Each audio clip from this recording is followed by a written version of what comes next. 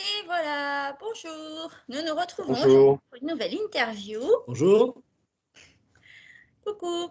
Alors, nous avons avec nous Stéphane Hanotin, président du Cercle de Stratégie. Et nous avons Maxence Vacher, auteur de jeux, passionné du monde médiéval et de reconstitutions historiques. Salut. Il va nous Bonjour parler aujourd'hui Maxence. de son jeu Great Race que vous voyez derrière lui. Et comme Great Race nous fait replonger un petit peu dans le monde d'autrefois, eh bien aujourd'hui, je vais m'équiper moi aussi de mon chapeau parce qu'apparemment aujourd'hui, c'est l'interview des chapeaux. Alors ce chapeau a été fait par Lady Grammaire. Vous la retrouverez peut-être un jour à Lyon. Voilà.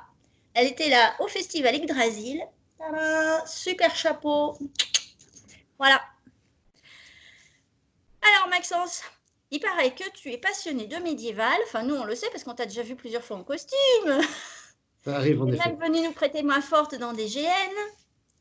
Alors, est-ce que tu veux nous parler un petit peu de ta passion du monde médiéval, des costumes? Qu'est-ce que tu fais? Alors, en fait, c'est une vieille passion, mais qui a repris il y a pas très très longtemps. Il y a de ça 5 ans, avec les enfants, on s'est dit c'est le bon moment pour commencer à aller participer à des pas des reconstructions, mais plutôt des rassemblements de médiévistes. Et puis, on a commencé autour de chez nous avec un super rassemblement qui est en Haute-Savoie et qui s'appelle Andilly, qui se fait sur 2 week-ends et qui est vraiment un truc super sympa. Et puis, on le faisait d'abord comme client, on va dire comme touriste, mais on venait déguisé, puisqu'à l'époque, c'était que déguisé, parce que nos costumes n'étaient pas encore véritablement des costumes. Et puis j'ai rejoint une compagnie de tir à l'arc, compagnie médiéviste, qui est au Sheila, donc pas loin de chez moi. Et dans cette compagnie, non seulement on fait nos propres arcs, non seulement on fait nos propres flèches, mais en plus on fait nos costumes et on fait partie d'une compagnie avec des rites de compagnie. Et on fait des reconstitutions ou des spectacles qui sont en rapport avec l'utilisation de l'arc au Moyen Âge. La période qui nous intéresse le plus est entre le 12e et le 15e siècle, on va dire, c'est-à-dire le moment où l'arc est devenu une arme de guerre importante avec l'arc long anglais, et on fait donc nos arcs en if, et jusqu'au moment où l'arc est devenu plutôt un objet de chasse, donc de loisir. Donc voilà, et avec ma petite famille, on se costume et on participe à la vie du camp, chacun avec son costume et avec ces petites tâches particulières. Donc les femmes ont la charge de la vie du camp, les garçons sont à la garde du camp et les hommes vont à la guerre sur le champ de bataille. Ah, mais ne m'invite pas dans ton camp, hein, parce que moi je veux garder le camp, hein. Et oh là, c'est quoi cette histoire? Ah, mais bon, hein, c'est comme ça. Et tu es aussi auteur de jeux, bien sûr. Raconte-nous un petit peu comment tu es Alors, arrivé à concevoir des jeux. alors, tout a commencé il y a bien bien longtemps. En fait, si je dois essayer de comprendre quand est-ce que j'ai commencé à devenir auteur de jeux et quand est-ce que j'ai arrêté d'être joueur, je crois que la marge est très très faible. Enfin, le pas a été franchi relativement vite. J'étais un joueur de jeux de rôle il y a très très longtemps, à une époque où j'étais jeune. C'est dire si c'était vieux, hein, je- j'ai connu une époque où Internet n'existait pas. Non, non, bon, presque pas. Non, non. Mais globalement, ouais, j'ai dû faire mes premières parties de jeux de rôle aux alentours de 88-89. Je parle de 1988-89, hein, voilà. Puis, lentement, j'ai dérivé vers devenir maître de jeu. Puis de maître de jeu, j'ai commencé à créer mes propres scénarios, forcément, hein, puisque ça arrive souvent dans ce genre de cas-là. Et puis, au fur et à mesure, les études aidant, on se sépare de notre cercle de joueurs. Donc, on n'arrive plus à trouver de joueurs. Donc, on va chercher à avoir d'autres attitudes, d'autres jeux. Je faisais déjà un petit peu de jeux de société et de jeux de plateau. Et progressivement, je suis passé complètement du côté du jeu de société et du jeu de plateau, jusqu'en 2000, où mon beau-frère m'a dit tiens, j'ai fait un super truc qui s'appelle du print and play. tu vas chercher un truc sur Internet, tu fais des petits machins et ça te permet de faire un jeu. Je fais, ah ouais, c'est simple, c'est facile. Et dans le temps du retour de chez lui à chez moi, j'avais créé un jeu.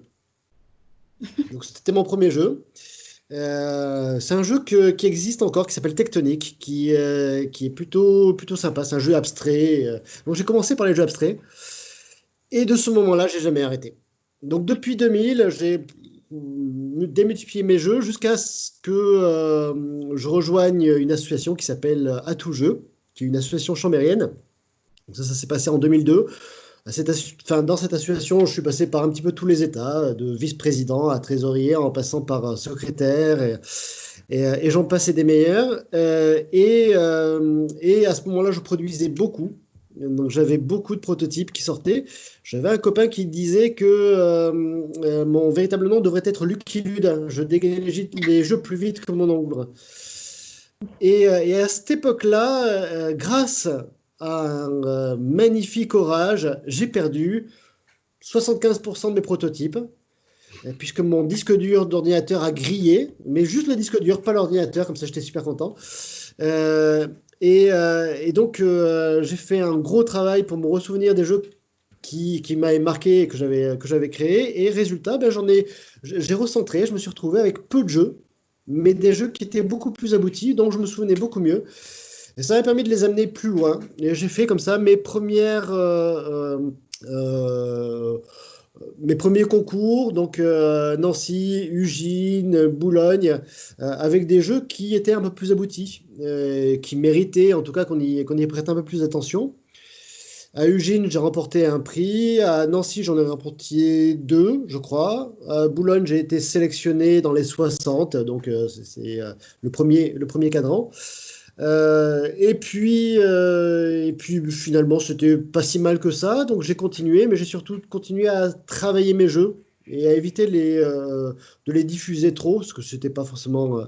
Je trouvais que c'était beaucoup plus sympa d'aller au bout d'un jeu que de me disperser. Et donc voilà, je suis arrivé à faire pas mal de petits jeux comme ça.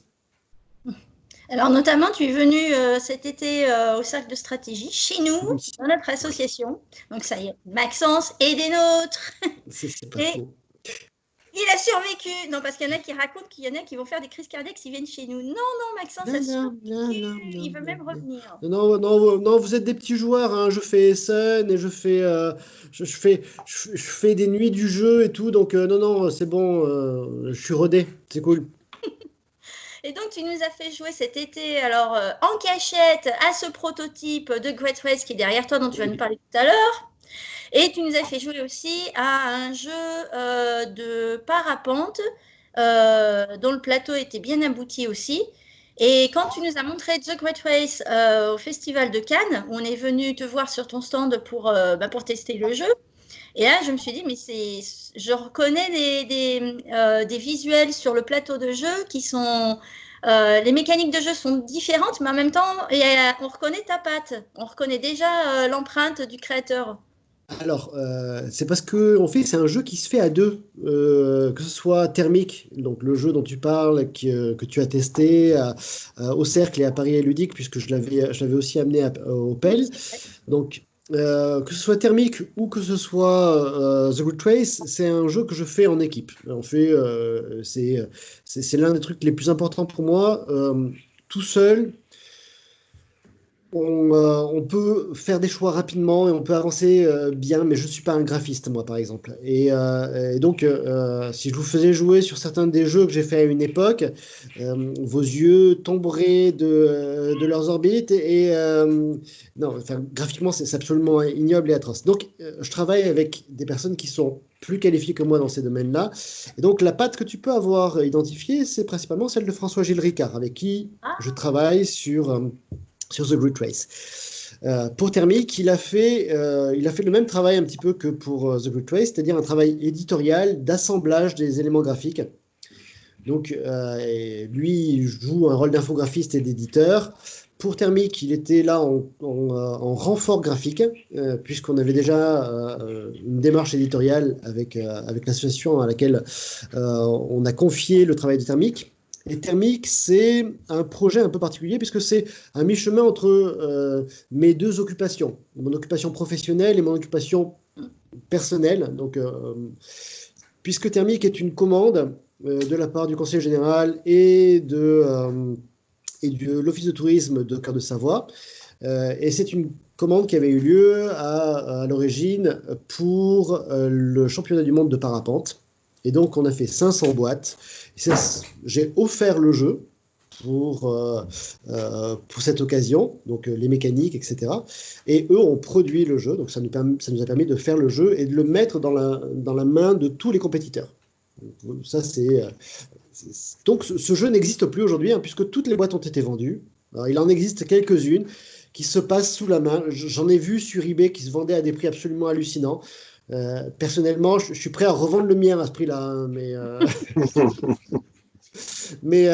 non, voilà, c'est aberrant. Mais je trouve assez amusant comme expérience parce que c'était un jeu qui était assez abouti. C'était encore une fois un jeu de course. Je dois avoir ça, je sais pas. On dit toujours que les jeux de course, ça ne marche jamais. Donc, c'est pour ça que je fais des jeux de course. C'est mieux. Et donc, sur ces boîtes-là, il y en a 180 qui sont partis pour les compétiteurs qui étaient présents. Et ils sont repartis dans leur pays respectif avec. Et de temps en temps, j'ai des gens qui m'envoient des photos de Nouvelle-Zélande, d'Australie, en me montrant le jeu, en disant on est en train de faire une partie avec des gens qui sont pas des joueurs mais qui sont des parapentistes, au contraire, avec des gens qui sont des joueurs mais pas des parapentistes. Et le jeu fait vraiment le lien entre les deux, puisqu'il permet de comprendre un petit peu ce qui se passe en parapente. Plus tu avances et plus tu te casses la gueule. C'est facile. Et donc voilà, ça a été une belle expérience et une belle aventure. Et nous, on s'est vraiment amusé à le faire en tout cas. Oui, on avait pris plaisir à y jouer. Et en plus, voilà, le jeu n'est pas trop mauvais, donc c'est bon. Moi, je trouve que The Great Race, il y a au niveau illustration, il est vraiment à part. C'est vraiment quelque chose de très abouti. Est-ce que tu veux nous parler un petit peu de l'illustrateur de The Great Race? Ouais, alors c'est toute une rencontre, hein.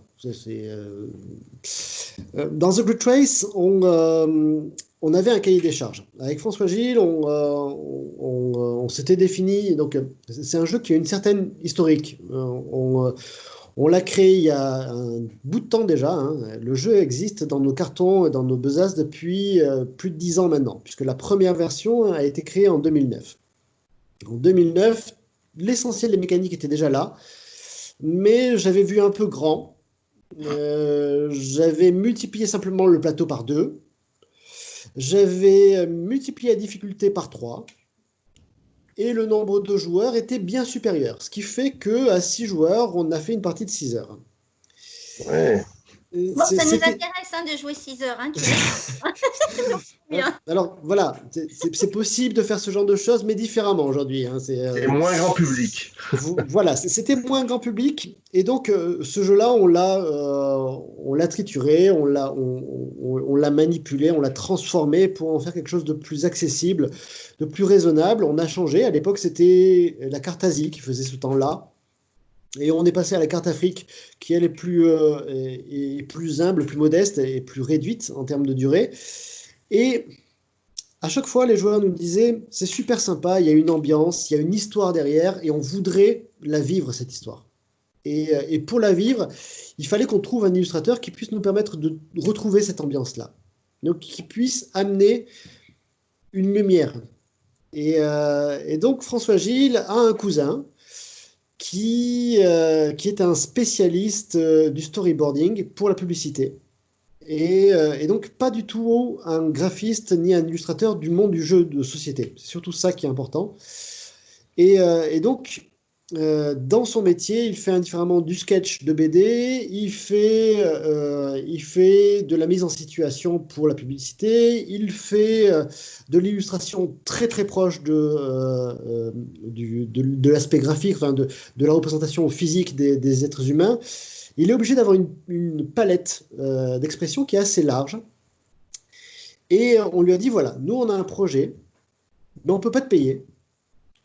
C'est un jeu. Tu vas rien gagner, C'est juste que ça nous fait plaisir, c'est du kiff, et on a besoin de toi. Ok? Il a dit, ouais, bon, c'est un peu dur, j'ai du boulot actuellement, et puis on l'a fait jouer. Il a fait, je vois bien un truc. Puis finalement, de je vois bien un truc, il est passé à, je pourrais peut-être faire la couve. Puis ça vous dirait que je devienne design artiste. Puis voilà, petit à petit, il est rentré, il a foutu en fait la main à l'intérieur et il s'est fait complètement bouffer par la bête. Euh, et, euh, et il a surtout réussi à trouver l'âme que enfin, dont nous on avait besoin, c'est-à-dire une ambiance. On en parlait tout à l'heure avec Steph avant d'échanger. C'est oui, la Oui, Steph, parce qu'il y a pardon, deux Steph là, hein. pas la Steph, mais enfin pas le Steph, la Steph, pardon. Alors, on va s'y perdre. Mais on en parlait. On n'est pas histo dans The Great Race, on est inspiré. C'est-à-dire qu'on cherche à avoir une ambiance qui soit plus en rapport avec ce que l'imaginaire a fait de cette époque. Donc notre imaginaire fait de cette époque-là. Et nous, on avait envie de donner un goût d'aventure, une lumière particulière. Et François Launay a fait un travail énorme de ce côté-là. Et les illustrations qu'il nous a fournies et qu'il a produites pour le jeu sont tout simplement hallucinantes. C'est vraiment, ça fait énormément dans le boulot que l'on a et dans l'accroche qu'il y a sur le jeu. On en voit un petit peu sur ton site Facebook. J'ai vu passer des croquis, des Oui. essais, des esquisses. Et c'est vrai qu'on voit bien l'esprit, effectivement, storyboard. J'avais pas compris que c'était ce côté-là qui ressortait. Alors, il y a ça, enfin, même sur le site Platypus, donc Platypus Game, Hmm. Platypus Game, Game.com, vous avez tout le travail qui a été fait avant qu'on ne lance la campagne. Et donc là, vous avez énormément de croquis et même du contenu pour la suite, parce que The Good Race, pour nous, c'est une famille. En fait, c'est pas que deux jeux, enfin, parce que dans la boîte de base, vous avez deux jeux. Vous avez le plateau Afrique et le plateau Amérique du Sud. En fait, on a encore une diversité de possibilités. Et, euh, et donc, on cherchait vraiment une identité. Et il fallait pas que ça soit une identité jeu, c'est-à-dire purement jeu. Et c'est assez marrant parce que quand on a montré la boîte à des personnes en boutique, ils nous disent, ben, ce jeu-là, il aurait vraiment sa place dans une boutique parce il serait raisonnablement différent. Il y a beaucoup de place pour l'illustration, il est très visuel, il Hmm. accroche, il se voit et ça donne un goût particulier, une saveur. Voilà, c'est ce qu'on voulait. Bravo. Et d'ailleurs, on a vu sur le Kickstarter que de toute façon, il y a déjà des choses qui sont prévues et qui ont été débloquées, puisque le Hmm. Kickstarter marche très bien. Ah oui. Il reste 9 jours de Kickstarter, il me semble, hein, c'est ça? Oui, oui, il reste 9 jours. On a passé voilà, la moitié de la campagne, hein, puisque c'était une campagne de 21 jours. On, on a, euh, on a la surprise d'une campagne qui est relativement déroutante, puisque très régulière au niveau de l'entrée des personnes dans le jeu. Euh, Nous, de notre côté, on s'est imposé d'offrir un maximum de contenu additif dans les boîtes. Et le contenu qu'on ajoute sous forme de stretch goal, c'est toujours des mécaniques supplémentaires. Donc ces mécaniques, elles ont l'intérêt d'être jouables sur tous les plateaux. Et quand on dit tous les plateaux, c'est tous les plateaux de cette version-là, mais c'est tous les plateaux des versions à venir aussi. Puisque on veut vraiment jouer sur un esprit gamme et faire ce qu'on n'a jamais trouvé dans aucun autre jeu, c'est-à-dire faire que si d'autres extensions viennent plus tard, dans le jeu qu'on produira de cette gamme-là, de The Blue Trace, on pourra prendre ces extensions, les mettre sur les anciens plateaux, et ça changera l'expérience de jeu que l'on avait sur les anciens plateaux aussi.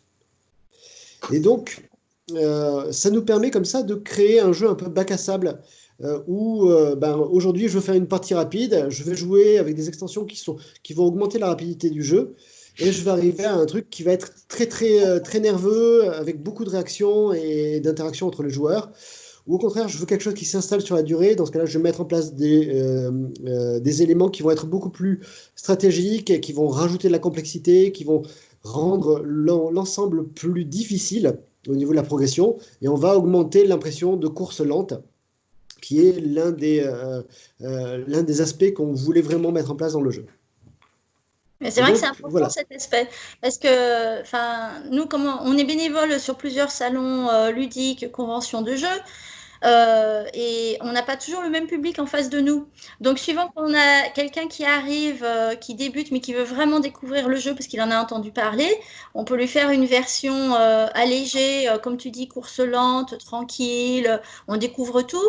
Ou au contraire, quelqu'un qui a vraiment l'habitude des mécaniques de jeu, qui veut quelque chose de nerveux, comme tu dis, ou que ce soit vraiment stratégique au quart de poil, et ben voilà, on va pouvoir effectivement lui rajouter des extensions ou des mécaniques, comme tu dis, qui seront prévues pour... Et ça, c'est très bien parce que ça fait plusieurs jeux en un seul et ça permet de s'adapter au public qui joue à ce moment-là. Alors, surtout, ce qui est important, c'est que les mécaniques sont additives. C'est-à-dire que le jeu fonctionne très bien de base et il a véritablement un intérêt de base avec les méthodes combinatoires, la programmation, la gestion de l'argent, la gestion de ses assistants, c'est-à-dire le moment où on va les jouer et pourquoi est-ce qu'on va les jouer dans ce sens-là. Et chaque mécanique de jeu va revenir que sur une petite partie de mécanique. En fait, c'est pensé pour améliorer un aspect. Par exemple, si je prends la postale, elle intervient sur la capacité à gagner de l'argent. C'est une mécanique de pick and carry. Donc, je récupère des cubes quelque part, je dois les livrer dans une ville. Ça va changer la nature de mes parcours. Donc, je dois avoir une projection de mes parcours sur la distance. Et ça va avoir un impact direct sur ma manière de récolter l'argent. Normalement, cet argent-là, j'aurais dû le récupérer sur mon plateau. Eh bien là, je vais pouvoir avoir une mécanique qui va me permettre de le faire ailleurs. Et donc, ça ne change pas la mécanique de fond, mais ça rajoute une dimension. Et cette nouvelle dimension est un enrichissement. Et donc, ça change le point de vue. Et toutes les mécaniques de jeu que l'on a pensées, elles sont toutes basées sur cette logique-là. C'est-à-dire que Oui, chaque fois, c'est un petit plus qui va changer le point de vue, changer l'orientation du jeu, et ça donne quelque chose d'autre. Donc, oui. ça fait vraiment plusieurs jeux en un.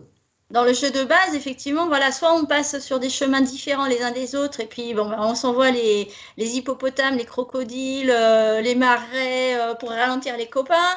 Mais effectivement, s'il faut passer par des villes un peu différentes, ça peut, effectivement, ça change tout. Parce que soit on suit les autres, et comme ça on prend le bon chemin qu'ils ont pris en espérant qu'entre-temps ça n'ait pas changé. Mais si on a des livraisons à faire dans des villes différentes, oui, du coup, ça change tout. Et alors, tu nous as fait découvrir aussi pour les rencontres ludiques virtuelles de Lyon, on a pu avoir, grâce à toi, une partie en direct et en streaming avec ceux qui voulaient venir rejoindre la partie, donc de ton plateau de jeu en virtuel. Alors là, je vais peut-être laisser la parole à Stéphane. Oui, effectivement, on avait effectivement quelque chose de... Bah, confinement oblige, on ne pouvait pas faire une partie ensemble, on a dû annuler les rencontres ludiques. Et effectivement, on a eu cette partie qui a été faite à la fois effectivement enfin, en audioconférence, on va dire, sur Discord, et en même temps avec une petite application dont tu vas me rappeler le nom. Alors, Vassal, c'est une vieille appli, hein. Aujourd'hui, les nouveaux joueurs ont plutôt tendance à aller vers Tabletop ou Tabletop Simulator ou Tabletop Mania, je crois. Bon, je sais plus. Mais deux éléments qui sont sur Steam. Et Vassal est une vieille solution. Et à l'époque, en 2009, quand je gravitais pas mal autour de l'univers des créateurs de jeux, on avait relancé Vassal en France avec un groupe qui s'appelait Vassal France, puis après Vassal Forge, qui petit à petit est devenu une autre entité. Avec Gaëtan, avec Igor, donc on avait travaillé pour l'émulation de Vassal. Et Vassal est un dispositif qui permet de simuler les réactions d'un jeu de plateau. Personnellement, j'ai tendance à dire que mon module, c'est un petit peu comme essayer de jouer à un jeu de société avec des pinces à barbecue ou des baguettes chinoises. Hein, c'est aussi pratique. Parce que si vous avez fait la partie avec moi, il y a pas mal de choses qui sont un petit peu fastidieuses au niveau du mouvement des pions, etc. Mais on a quand même l'impression du jeu et on y retrouve l'esprit que tu as pu avoir par exemple à Cannes ou ce genre de choses. C'est avec un finish qui est toujours comme ça. Non, mais c'était bien. Il y avait quelques minutes, effectivement, pour remettre en place le logiciel, vérifier que tout le monde avait le son, la vidéo, mais ça, comme d'habitude, sur Discord et compagnie. Après, une fois que tu nous avais bien expliqué, Vassal, comment ça se présentait, comment est-ce qu'on piochait les cartes, c'était impressionnant parce qu'on avait l'impression d'être sur un vrai plateau de jeu. On piochait, on voyait ses cartes, on pouvait les retourner. Moi, c'était la première expérience que j'avais sur un logiciel comme ça et c'était très bien, hein. Tant mieux. Et après The Great Race, est-ce que tu as d'autres projets qui sont déjà lancés, Maxence? Alors, enfin, The Great Race, c'est un gros morceau, on va dire, hein. Le problème, c'est qu'avec The Great Race, on en a, si tout se passe bien, si notre planning est tenu, on a la capacité de faire 3 campagnes. Donc, 3 campagnes, ça veut dire 3 ans. Grosso modo, c'est ce vers quoi on part. Donc 3 ans sur The Great Race, ça veut dire qu'on aura peut-être des temps intermédiaires où on va travailler sur d'autres projets. On a d'autres projets prévus, toujours avec François Gilles, puisque ces projets-là, on veut les faire dans le cadre de notre partenariat. Et je vais pas parler des choses qu'on a, mais globalement, on peut considérer que l'un et l'autre, tout mis bout à bout, on doit avoir une vingtaine de jeux sur lesquels on a travaillé ensemble et qui sont à des niveaux d'achèvement différents. Donc, il y aura, si cette campagne se passe bien, si tout le monde est bien livré, si tout le monde est satisfait du jeu qu'il a reçu, parce que c'est super important pour nous, et donc si tous ces éléments-là sont vérifiés, validés, il y aura une suite à The Great Race, et ça sera un deuxième Great Race, et ça se passera dans une autre situation avec d'autres mécaniques de jeu et on ouvrira d'autres possibles. Si on arrive à faire cette deuxième campagne, nous, pendant ce temps-là, on va continuer à travailler, mais on va travailler sur d'autres sujets. Et donc, on a d'autres jeux qu'on aimerait bien mener à leur terme et qu'on a dans notre besace aussi depuis un petit moment et sur lesquels voilà, on voudrait pouvoir aller un peu plus loin. Donc, oui, il y a d'autres projets, mais alors pour le moment, je t'en parlerai pas. Des jeux plus initiation ou des jeux plus experts? Au fait, quand on a voulu choisir le nom de notre maison d'édition, on a cherché et puis on s'est dit, ouais, c'est un foutoir. C'est-à-dire que quand je dis foutoir, c'est que nos inspirations, elles viennent de beaucoup de directions différentes. Nos jeux, ils ont des thématiques qui sont totalement différentes, avec des modalités de jeu, avec des systèmes qui sont vraiment très très différents. Et on n'a pas on n'a pas une gamme, c'est-à-dire qu'on va pas faire que du jeu rétro vintage. Ok, c'est bien. Et on a d'autres jeux dans cette gamme-là, mais c'est pas c'est pas notre seul sujet. Et donc il nous fallait quelque chose qui illustre ça. Et le platypus, c'est exactement ça. C'est-à-dire que ça veut dire ornithorynque. L'ornithorynque, c'est le mec qui sait, enfin, c'est un bec de canard, c'est un mammifère, ça pond des œufs, c'est le seul mammifère qui a du venin. Voilà, hein, ça fait un petit C'est à peu de cheval tout, quoi. sur plein de domaines différents. Ouais. Exactement. Et ce qu'on veut faire avec notre maison d'édition, c'est un petit peu ça. Donc, on n'aura pas des jeux, on n'aura pas des jeux qui se ressembleront ou qui se ressembleront trop. On aura des gammes différentes. Mais voilà, pour le moment, c'est peut-être trop tôt d'en parler. Réussissons celui-là, on verra plus tard. Bon, alors moi, je te prépare une petite surprise, hein, je te l'avais dit, pour les goodies Oui. spécial cercle de stratégie, parce qu'on sait que sinon, on n'en a pas assez des goodies. Et... Alors, je ne sais pas si tu te souviens, il y avait une chose que je t'avais dit à Cannes, c'est que on voyait bien des femmes pilotes dans les cartes, on voyait bien des femmes dans les illustrations avec les suffragettes. C'est une super idée, ça, les suffragettes. Et le truc que je m'étais dit, mais là, il n'y a pas de femmes, c'était sur les billets de banque. Les billets de Oui. banque, il n'y avait que des hommes. Et tu m'avais dit, ouais, non, mais c'est normal à cette époque, tu comprends. Et bon, donc du coup, je suis en train de te préparer voilà, des petits goodies spéciaux cercles de stratégie sur lesquels il y aura un peu plus de mixité. Voilà. Bien, parfait. On va le rajouter au goulou, ça, alors. Ah voilà.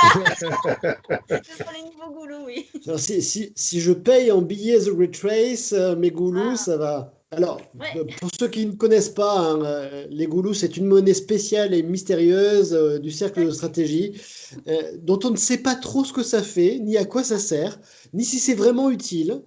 Il y a des gens qui les négocient. Moi, j'en ai encore une pile sur mon bureau. Je ne sais pas du tout ce que je vais faire avec.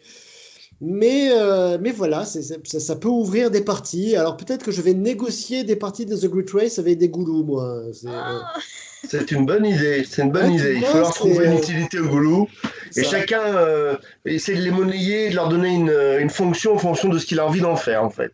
ça C'est s'appelle ça le C'est ça. principe. goulouter. On peut goulouter. Mm. Voilà. Écoute, Maxence, merci beaucoup pour cette interview. Eh bien, merci à vous les C'était deux. un réel plaisir de te revoir et on souhaite une très longue vie avec Great Race, qui est vraiment un jeu super, un jeu pour passionnés. Moi, je le qualifie des mécaniques simples, mais par contre, un jeu pour passionnés quand même, parce que il y a un peu de temps de jeu, il y a un peu d'investissement. Voilà, c'est à la limite entre familial et expert. Ce n'est que mon point de vue, hein. Voilà. Oui, oui, tout à fait. Et c'est vrai que sur certains aspects, c'est un jeu qui est assez familial. Nous, on trouve qu'il rappelle pas mal l'ambiance de certains Queen Games. Je sais pas si vous voyez comment Alhambra Oui, voyons, qu'est-ce qu'il y a d'autre? Fresco, par exemple. Fresco ou Lancaster. Donc, qui sont des jeux qui sont à destination d'un public familial, familial plus. Et dès qu'on rentre un petit peu dans le jeu, voilà. ça devient mécaniquement très, très intense. Et donc, on peut vraiment aller plus loin. Et c'est vrai qu'on l'a construit un petit peu sur cette logique-là, avec pas de texte sur les éléments de jeu, avec la possibilité vraiment d'y jouer très jeune, parce que il y a le moyen de, Oui, oui. et de se creuser vraiment si jamais on est un petit peu expert. Donc voilà, c'est un jeu ouvert. À Cannes, l'équipe avec laquelle j'avais joué, c'était une famille. Oui. C'était un papa gamer qui faisait jouer ses filles. Et donc, ses filles avaient l'habitude de jouer. Mais donc, c'était vraiment voilà, une version famille. Et puis, tout le monde avait adoré le jeu. Et les stratèges vont l'adorer parce que oui, il y a des mécaniques voilà, qu'on peut utiliser, sur lesquelles on peut jouer, surfer, sauter. Et là, ça va vrombir bien comme il faut, là. Eh bien, merci beaucoup, Maxence. Merci à tous les deux Merci On te et et à à retrouve très très bientôt. bientôt. aux semaines de Merci, au l'Hexagone. revoir. Au revoir, Merci, au Maxence. revoir. Merci.